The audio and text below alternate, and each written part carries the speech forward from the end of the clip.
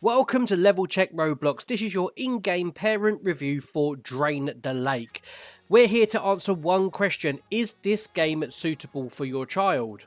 Remember, nobody knows your child better than you do, so it's my job on Level Check to play these games so you don't have to, and then give you the facts so you can make an informed decision.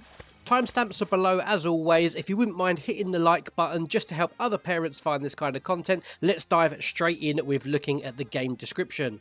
So over on the homepage then, under the trending games is Drain the Lake, with a massive over 90% like rate and a good amount of active players as well. So let's have a little look at what it is all about. It's got a minimum content maturity for fear, occasional and mild, violence, occasional and mild, so we'll dive into those in a little bit. But the maturity rating was down as minimal, meaning it will be pushed to screens for every single account from the age of 5 up. The description is really basic. Oh no, your phone has been lost in the lake and we've got to drain it to get it back, and it is really simple what we've got to do.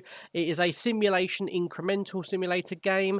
It's quite new actually, 3rd of June 2026, and the latest update here is the 8th of July, so that's the version that we're going to be testing today. So let's jump in and start looking at what it is all about.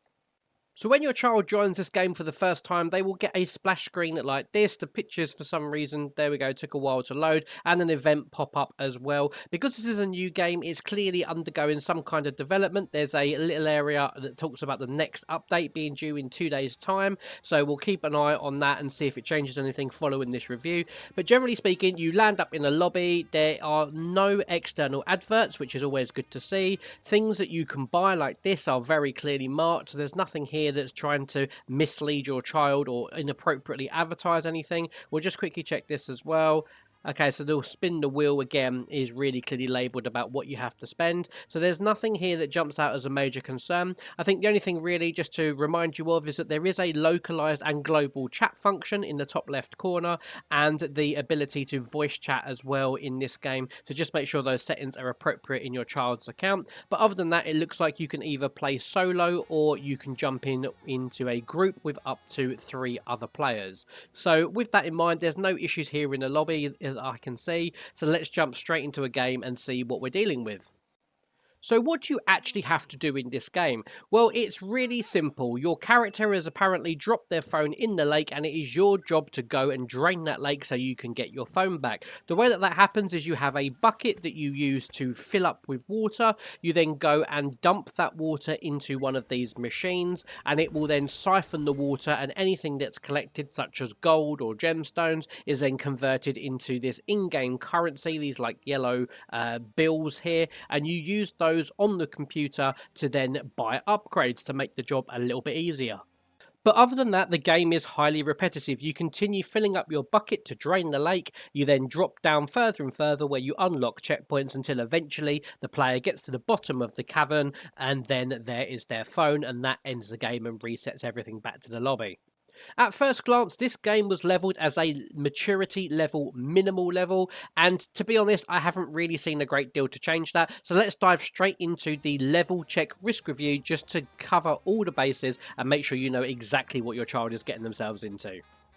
The level check risk review runs with 0 stars being minimal or none at all the way up to 5 yellow stars for major risks for each of these areas. We're going to kick off with violence, so let's have a look at that. There were tags here for mild or occasional violence.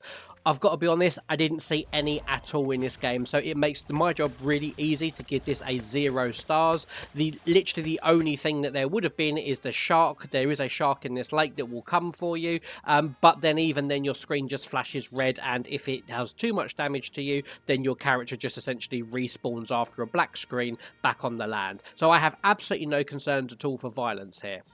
So let's move on to psychological and emotional issues then, and here I'm looking for things that are either going to genuinely scare your child, give them real world nightmares, or any kind of themes that aren't appropriate for younger children in games such as this. And honestly, this is going to be a 0 stars as well for me. I can't even give it a half a star for the mild threat that there is in the lake. So when the player is playing the game, there was a mention on the game description of that something is in the lake, and currently as of this update, the only thing that is in there is a shark that swims around, and when you jump in the water it makes a sound almost alerting you that a shark is coming.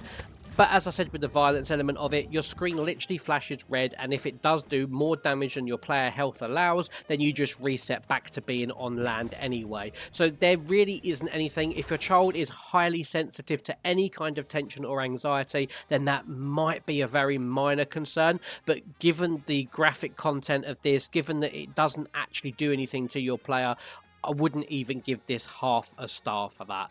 The other part I like to look at is the financial element of games, whether there's aggressive pop ups and whether or not purchases are completely transparent. If it's clear what your child is purchasing with their Robux, and then, of course, looking at the actual utility of those items to see if they're worthwhile.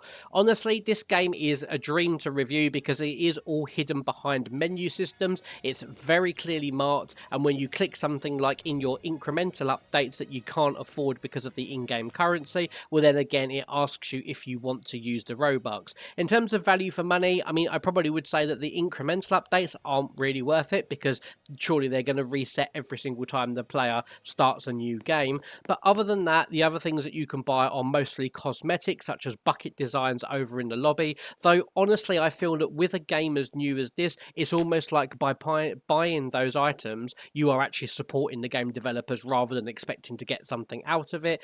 Obviously, they do have some utility in the game as well, which could be helpful. So that is really a clear purchase that is optional for your child. There is certainly no pay to win system. There is definitely no pay to play system. So I think all in all, this game is again 0 stars for financial concerns as well. It certainly doesn't feel like a cash grab. So let's move on to a final summary, but please remember all of my reviews are completely independent. I am not endorsed by Roblox or the game developers, so what you're getting from me is a genuine unbiased view as a parent. So let's answer this one question. Is Drain the Lake suitable for your child? The answer from my point of view is a resounding yes it is, with no ifs, buts or maybes. There is very little here that's going to cause them any problems. It's a very simple repetitive game to understand, and of course if anything changes in future updates, then I will of course come back and do another review and red flag anything that you need to be aware of. But for now, I think this is totally suitable for everybody, and there is this element of mild fear and violence, but honestly I really didn't see that in the game, so it's good that the developers have flagged that anyway. If this video has been useful to you today, please do hit the thumbs up button to help other parents find my in-game reviews, and of course subscribe to Level Check Roblox for more content just like this. Have a great day wherever you are, and thanks so much for watching.